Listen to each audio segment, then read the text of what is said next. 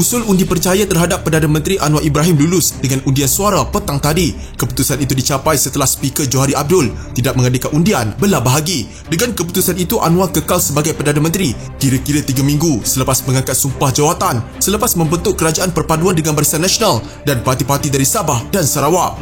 Melalui undian suara, anggota Parlimen perlu berkata setuju atau tidak bersetuju terhadap sesuatu usul. Terdahulu Parlimen membahaskan usul itu terlebih dahulu. Sementara itu, Ketua Whip Perikatan Nasional Taqiyuddin Hassan berkata pembangkang tidak meminta undi belah bahagi kerana tidak mahu mengundi dokumen yang tidak sah. Dia merujuk kepada memorandum persefahaman antara parti-parti kerajaan untuk membentuk kerajaan perpaduan dan mendukung Anwar Ibrahim sebagai Perdana Menteri. Kita tidak minta undi belah bahagi sebab kita tak mengundi, katanya. Sementara itu, Menteri Komunikasi dan Digital Fahmi Fadzil pula berkata tidak semestinya undian belah bahagi dijalankan. Katanya terdapat duluan pada 70-an ketika usul sama lulus dengan undian suara. Terbaru Timbalan Perdana Menteri Datuk Seri Dr. Ahmad Zaid Hamidi berkata lunas demokrasi menyaksikan rakyat melalui wakil mereka di Dewan Rakyat telah memberikan mandat yang jelas kepada kerajaan perpaduan apabila usul undi percaya diluluskan dengan lebih suara bersetuju. Alhamdulillah, maka kini sudah jelas lagi tuntas akan keabsahan Perdana Menteri dan kerajaan perpaduan, katanya dalam satu kenyataan. Sehubungan itu, Ahmad Zahid berkata sudah pasti isu ekonomi dan kos sara hidup rakyat akan menjadi fokus utama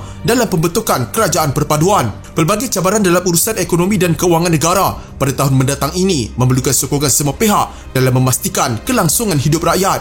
Perancangan dan pelaksanaan dasar serta polisi yang mampan akan menghasilkan sebuah negara lebih maju dan sejahtera, jelasnya. Beliau yang juga pengerusi Barisan Nasional menambah kestabilan politik amat penting agar rakyat dapat bersama-sama bekerjasama dengan kerajaan perpaduan untuk membina negara ke arah yang lebih baik.